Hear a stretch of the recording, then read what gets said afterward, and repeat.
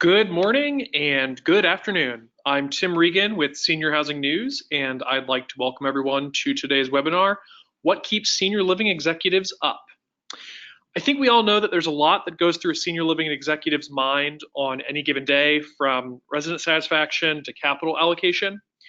So during today's presentation, we'll hear about some of those topics, including operational strategies, cross-departmental work, facility operations, risk management, capital planning, and other insights included in a new senior living operations report from Dude Solutions. Our panelists today are Ed Genter, Vice President of Facilities Management with Allegro Senior Living, and Katie Liberti, Client Success Manager with Dude Solutions. Before we get started, I'd like to present a few housekeeping items. First, we will hear from Katie and from Ed. Then we will open the floor up to audience Q&A. So during our presentation, feel free to type and submit some questions if you have them, and then at the end of our presentation, we'll get to as many as we can. A recording of the presentation and the slides will be made available after the conclusion of today's webinar. So please look out for an email with a link to the slides and instructions for accessing all of those materials. So without further ado, let's turn it over to Katie. Katie, take it away.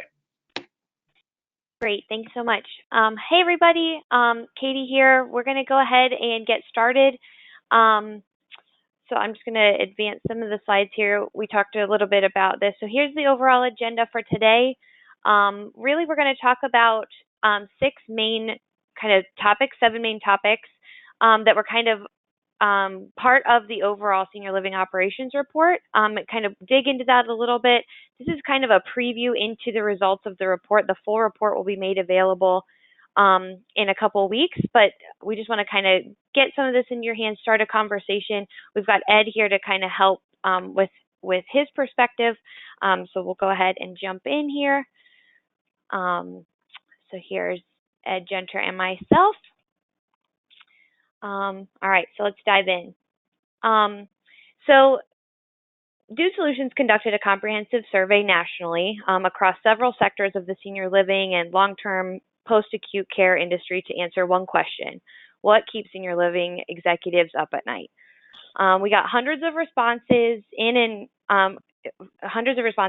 found some interesting trends, and the hope of today's presentation is threefold. One, we want to inform you on what the current thought is on the number of high priority topics, benchmark how you're currently doing in relation to the market on those topics, and strategize for what changes your organization should prioritize in the future.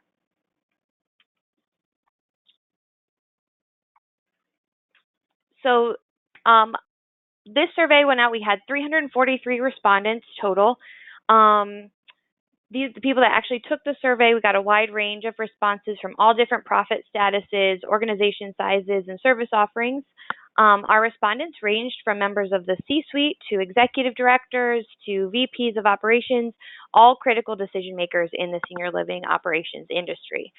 To kind of break this out a little bit, just to share some of the demographics here, about 52% of the respondents were from not-for-profit organizations, 41% for-profit, and about 7% from government agencies.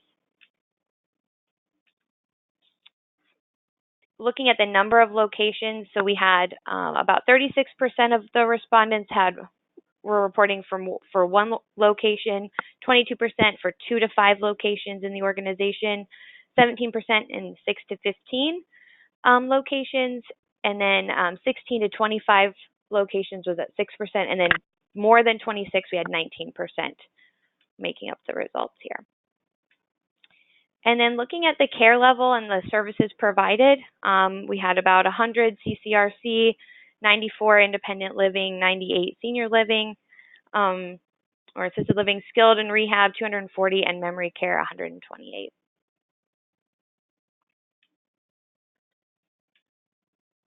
So kind of taking a look at the themes, like what exactly did we look at? There were 6 main topics that we're going to cover today. So one, market dynamics. We asked questions around market forces and how your organizations are differentiating themselves to compete. We also looked at human capital.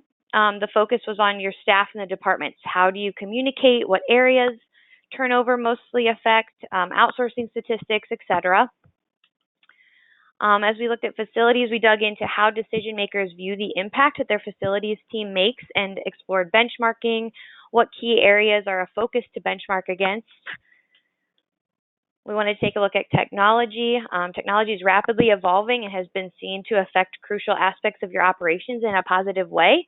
We examined what aspects decision makers are already using or are exploring technology to manage. Safety and quality. I think we all know compliance reigns supreme in this industry. So how do decision makers look at safety and quality? And how do they centralize all of those activities? And then lastly, we wanted to talk about capital planning to see how the executives are planning to ensure the success of their organizations now and 20 years down the road. So let's go ahead and jump into market dynamics. So again, what market forces there are, how your organizations are differentiating themselves to compete. So what we found, 97% of respondents believe that consumer demands and expectations are increasing. This really isn't a shock. It's easy to see that consumers want nicer accommodations, increased physician access, and dramatically different food service than was historically provided in the industry. Basically, they want more amenities and they're not afraid to ask. Another trend that we're seeing is just the different types of housing options that are in demand. Life plan communities, standalone, assisted living or independent living rentals, home and community-based services. With these rising consumer demands, it's important for facilities to be focused on differentiating. So when we ask, the top three ways people included as differentiators were the customer service, staff capabilities, and culture. On the other hand, the least chosen aspects we found were management efficiency, technology, and lifestyle and wellness programs. What we kind of found here was, not surprisingly, responses to effectively differentiate varied by service line. So skilled nursing and memory care providers were more likely to rank staff capabilities higher, while CCRCs and life plan communities were more likely to favor lifestyle and wellness programs than other care settings. So Ed, I'm going to bring you into the conversation now. Were you surprised by any of these findings, and how does Allegro look to differentiate themselves? No, Katie, I really wasn't surprised of the top three. I believe it's a fair assessment and categorization for the communities, especially for ours at Allegro. Staff capabilities as a whole are always going to be on the upper end due to turnover rates that affect our industry.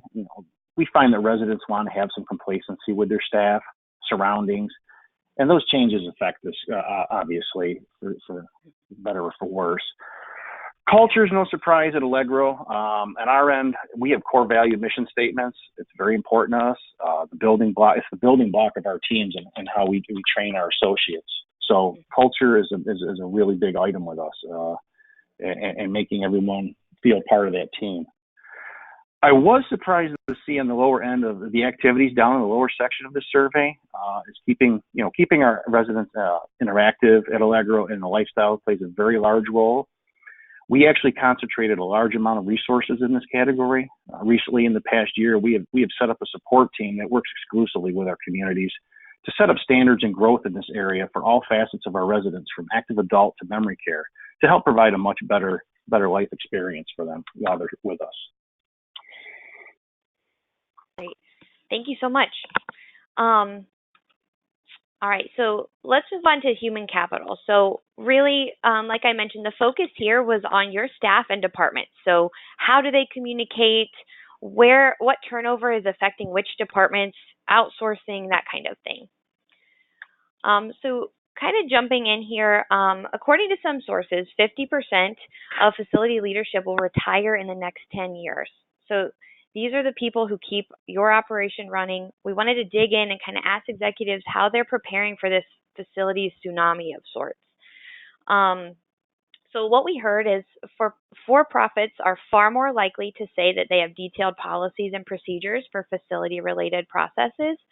When you think about this, that's alarming. The employees make sure your operation stays functional and in compliance to keep the doors open are leaving, and the vast majority of the industry isn't prepared.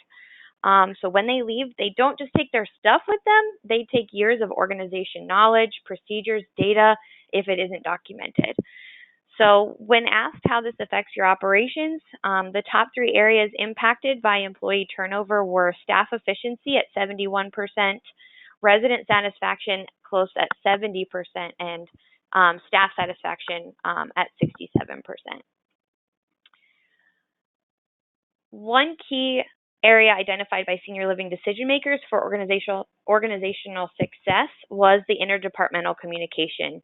However, there was a big difference between the amount of people doing this well and needing improvement.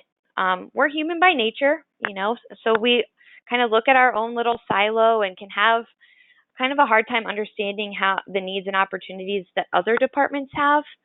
Ed, how do you see this shake out at Allegro? And as a people leader, how are you pushing this throughout your department? Well, again, not surprised of the demographics of those numbers, but we believe community teams need to work together to have a good flow of dialogue and unit readiness and repairs in the communities. As VP of the facilities, overseeing the facilities, I have the luxury of being able to help work directly with the team leaders in environmental services, housekeeping, maintenance. Communities are always driven by sales. We all know that, which in turn needs to have unit ready and great first impression of the property, unit readiness.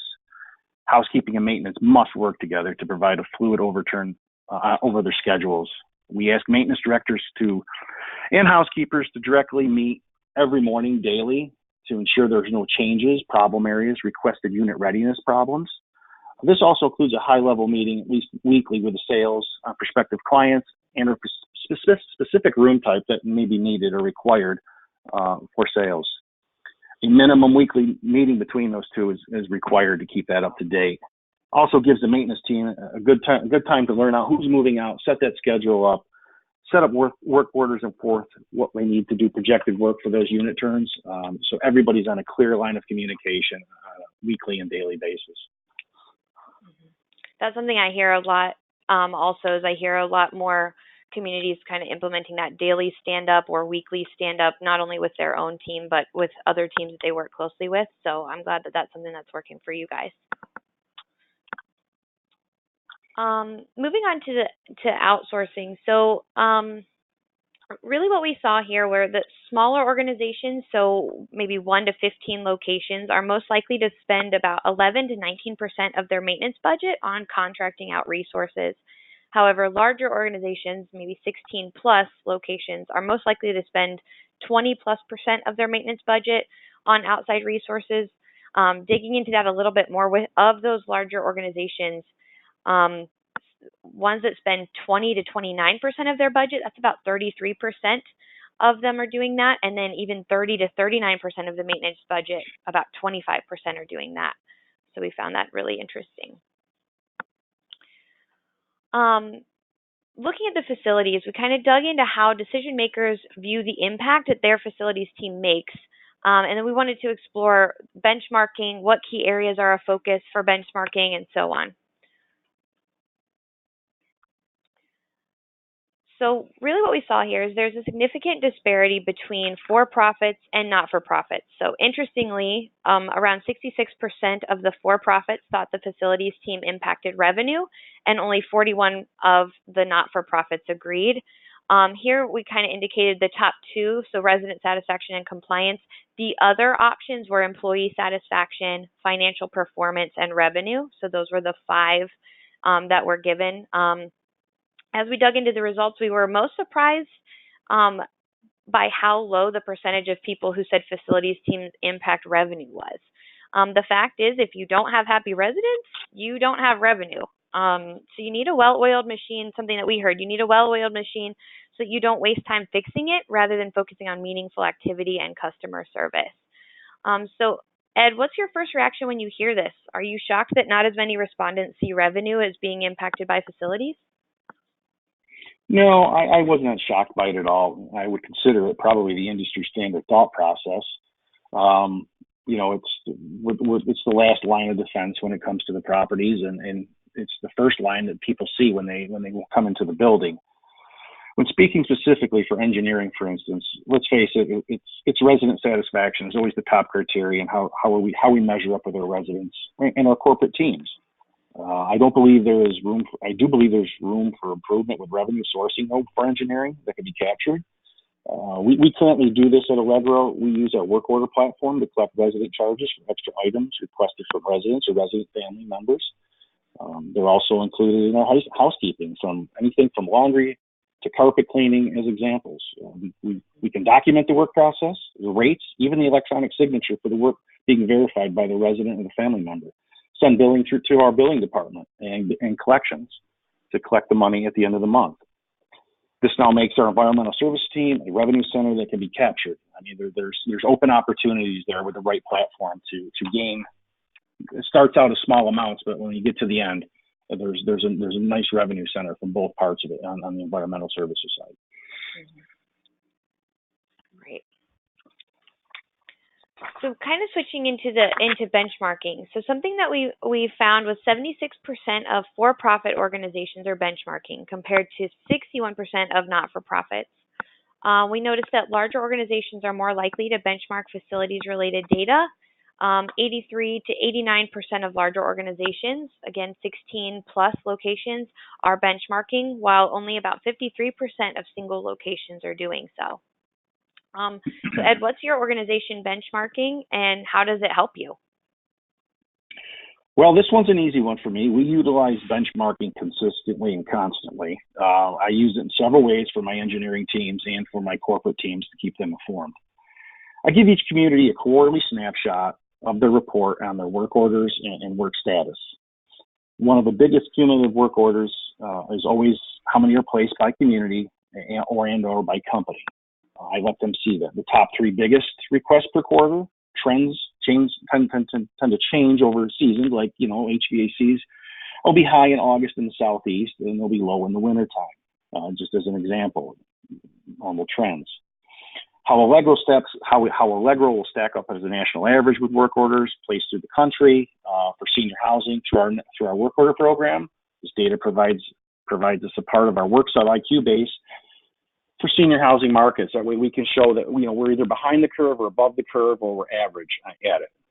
It lets me see maybe where another community is achieving better results. It can possibly help another meeting a challenge. Maybe there's a person at one facility in Atlanta that's doing something maybe a little bit better than Southeast in the Miami market, and we need to look at that. So we like to do those comparatives and see if we can find those trends. For me, it allows me to see demand versus schedule on PM work orders, how the community is doing as a whole, and it's always a good thing to look at. We use these benchmarks at quarterly report meetings in corporate. That way I can show the teams how we're doing, what areas are being affected, how it's affecting revenue or cost centers for specifics. Geologically, due to temperature changes, weather-related items, specific PMs that are being driven by that cost. So there's a lot of good tools that can come out of that, and we really do look at that a lot every quarterly, and we share that time with them. Recently in Q2, this Q2 coming into Q3, I recently challenged all my teams to increase or decrease, their overall work order times and try to get them down 30% from their last benchmark of Q1. And going forward, I actually offered to get them lunch if they could do that. And it's amazing what a free meal can bring out. I've got some motivated team members and emphasis on this. And I've really had a great reaction. And it's brought some team building to those people and trying to make sure that it's being completed in a timely manner. It's kind of fun to see, actually. Yeah, it gives that motivation piece, but it's ultimately driving the overall initiative and objectives that you have as an organization. So it's kind of a win-win, and the team's rallying together. So that's awesome. Until I got to pay the lunch bill this month. Yeah. All right. So taking a look at technology. So I think we all can agree that technology is rapidly evolving. It's been seen as something that will affect crucial aspects of your operations in a positive way. We wanted to take a look at what aspects decision makers are already using or exploring as they are kind of looking into new technology to bring on. Um, so really here, the top ways that respondents were exploring the uses for technology, these were the top two ways that um, the respondents said that they are looking to use technology. Um, really, when you're looking to see what's out there, there's tons of technology providers out there. When deciding which vendor for a particular service, it's really important to ask yourself: is that vendor changing and evolving? Are they able to grow with your needs? Are they coming out with new technology? Are they moving with the times? Because the reality is the way that you do work in 10 years will change. It won't look the way that it looks right now. And so really those vendors need to be able to keep up. They need to be showing that in what they're doing now and being innovative. And so that's really just something that, just as you're looking in that technology and different things to bring on, really, is it changing? Is it growing? Is it going to do that with you? Because it's inevitable that, just even based on these results today, or that we see in this report, that, we're seeing a shift not only in the demands of, the residents, but also just in the change in the times, and the technology's got to keep up. So let's take a look at safety and quality. So again, as I mentioned before, compliance is obviously a big deal in senior living and in the healthcare industry. So really, how do decision makers look at safety and quality, and how do they centralize those in the activities that they provide? Um, so really the biggest thing we saw here, the biggest challenge that organizational leaders face with inspections is needing a centralized system to manage it all. From one leader we heard, we need a good way to keep track of what's required, what's planned, what's been done, what still needs to be done. So Ed, how do you all approach safety and quality audits internally? And how do you centralize and streamline those efforts? Well, we use it several ways, keeping compliance and safety at the forefront with each team, with the team members. Each community has what's called their life safety book, which is kept at each maintenance director's office. And I'm sure this is not a new concept to many on this presentation. We all came up with them. But with that being said, we also use our work order platform as well to keep a good track and a log on. One reason we do this, or there's several reasons, but upon my site visits, when I do my quarterly site visits, quarterly for me, but we do check them monthly. I want to clarify that, but quarterly when I make site visits. It's the first thing that I go to. It lets me see how the directors are doing, keeping up with compliance, organizing for the officials during their site visits, because that book is what we end up handing over to the authorities of jurisdiction when they come for those visits. Those records that we keep are also checked by our resident VP services, the nursing side at Allegro. During spot checks, they make sure to stay in compliance with our licensure agreements per state guidelines. So they're in there as well. They want to walk into that maintenance director and they want to see where everything's at. So it's another set of eyes from another field going in there and looking at it. And lastly, it's the work order platform. It allows us to make sure that safety requirements and timelines are being met, documented, ensure we keep pace.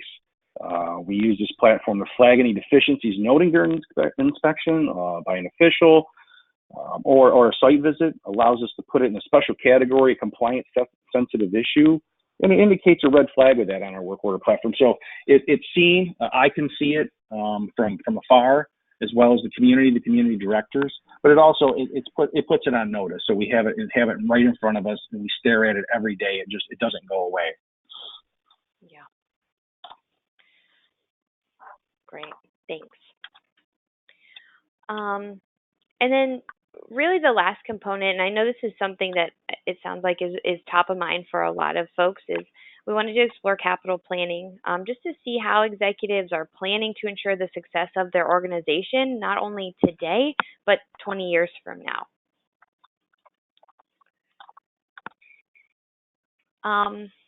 So here you can see 75% of the respondents were at least somewhat concerned about these potential risks. So the facility's failure, natural disasters, aging facilities, resident safety, and PR issues.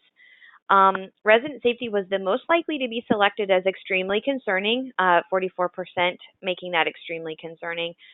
Aging facilities was the most common concern overall, somewhat to extremely concerning. And then for-profits were nearly twice as likely to be extremely concerned about PR issues as not-for-profits. That was 27% versus 15%. However, one thing that we did see that was troubling was 85% of respondents are concerned about facilities failure, yet the vast majority do not have a capital plan that looks beyond 5 years. Single locations are the most likely not to have a capital plan beyond 5 years. Large organizations at 26 plus locations are the most likely among multi-site operators to have such capital plans for 25% or fewer of their buildings at 64%.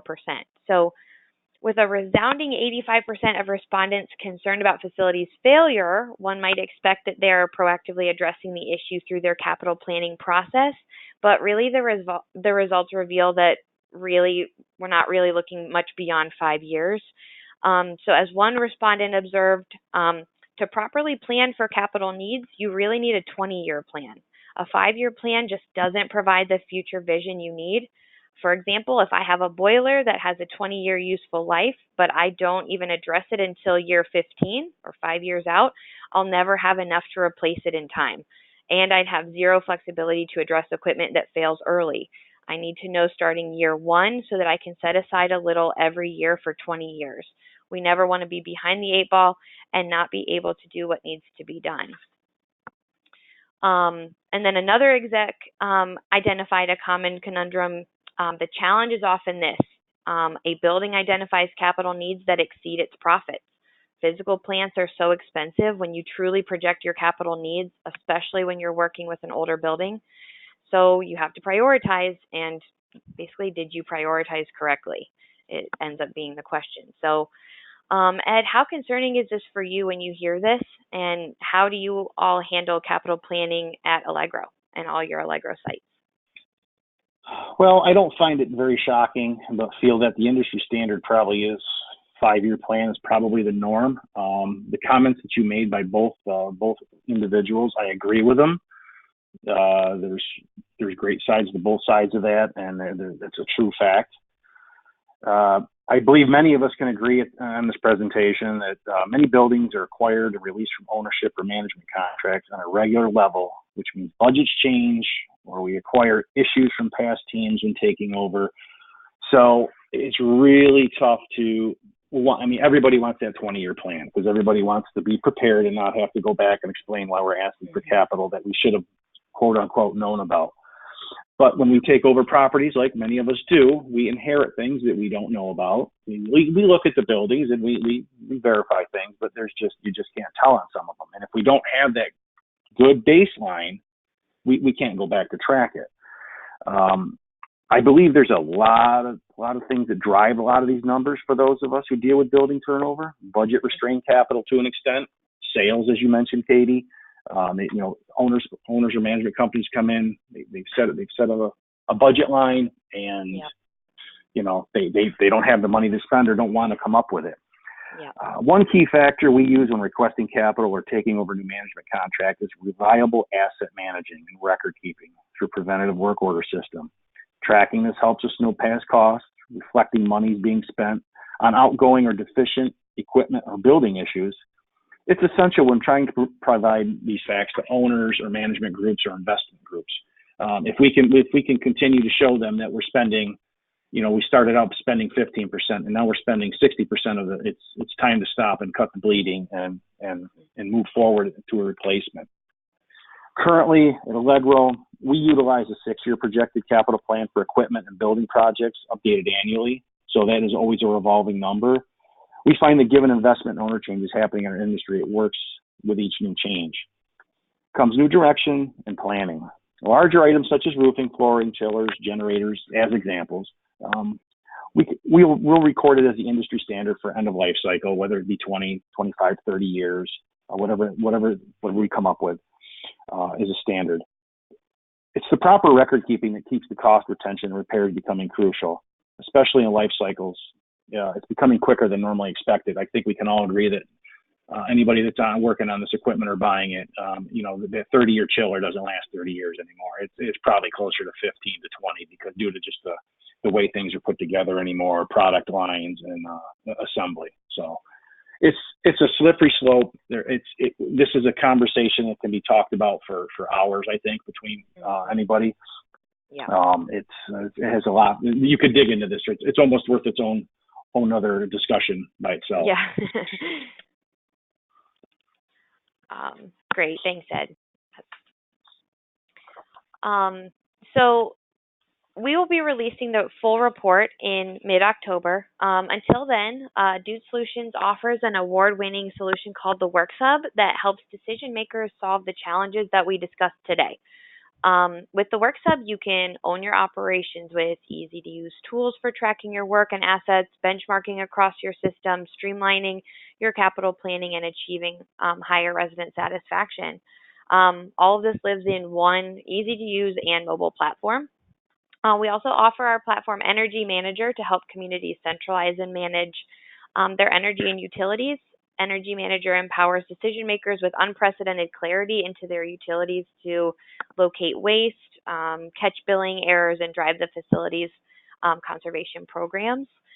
I believe there's going to be a poll that comes up here in just a moment for you to fill out if you would like information on the Works Hub or on Energy Manager.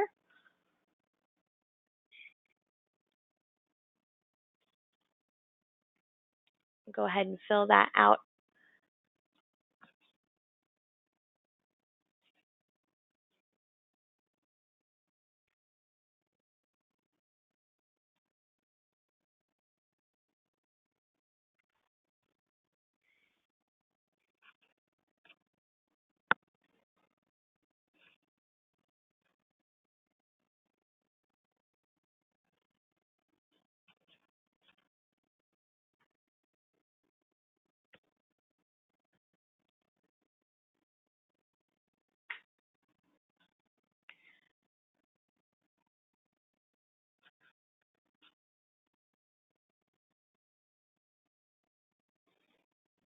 All right, thank you. As we wrap up here, one thing I do want to make sure to tell you, so we are going to be at Leading Age. This year, I actually personally will be at Leading Age as well as several of my team will be there. So if any of you are going to be there, please come by our booth and say hi. We're at booth 1848. We'd love to meet you, love to get to talk about, this report, talk more about kind of what you're doing, where you're from, and just would love to meet you. So hopefully if any of you are going to be there, you will come by and give us a quick hi. All right. Great. Thanks, Ed. Thanks, Katie, for a great presentation today. Let's get into some questions. So as a reminder to the audience, if you have any questions, you can type and submit them via the question box on your screen. I think the first question I have today, Ed, we heard a little bit about turnover, and obviously I know that turnover is one of the biggest issues on the labor front in senior living right now. What are you and Allegro doing to combat turnover, and what programs do you have to grow employees or develop new ones quicker? Well, good point, Tim. I was at a spring conference this spring, in the spring senior conference, and it was the key topic of discussion. I think it's a key topic anytime you go to any of these things. But Allegro, we believe in promoting from within. We believe we do a great job at it. Associates realize this, experience firsthand, yours included. When interviewing, it's amazing anymore. I was interviewing many candidates this week for a new position, and interviewing prospective directors and staff. And the directors, one of the first three top questions is, does your company promote from within? So people are looking for that. They're looking for some stability. I mean, I think everyone is, but it's becoming a very important factor. It's almost the top three things are how much does it pay? Do you promote from within, and what are the benefits? we always try to use this key as a key benefit to promote from within. So it's a refreshing conversation when it happens. And I think it helps that person make a quicker decision when deciding whether to go with company A or company B. We really do. We also train our staff in-house. We picked we'll call it the heir apparent for that building director. So when that day does come, that director retires or should need to interim due to other issues, or even for filling in at another community should a director and assistant director not be available. We like to move the people around and work from community to community. So we like to do that cross training and making sure that everyone has a great education between the buildings. We all know this takes time, but believe it's worth the training. Although it's a double-edged sword, though, team members that get eager, sometimes they want their own building and it can come back and get you. So because they want to start their own. So it's got its catch-22 as well. One final note, I guess, on retention with Allegro, I'll say that we do offer active employee bonus job referrals. Should someone they recommend be hired, meet the requirements of employment, and stay active with us, they will receive a nice incentive bonus for that referral. So it really has people talking to their friends or candidates maybe in another location to come on over and give it a try at Allegro, and there's something in it for them. So, and it does work out. We do quite well with that.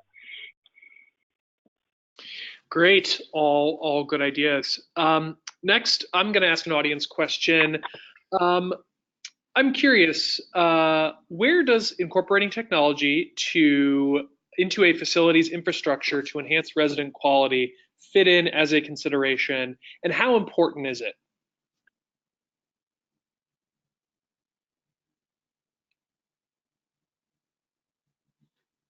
Sorry about that, Tim.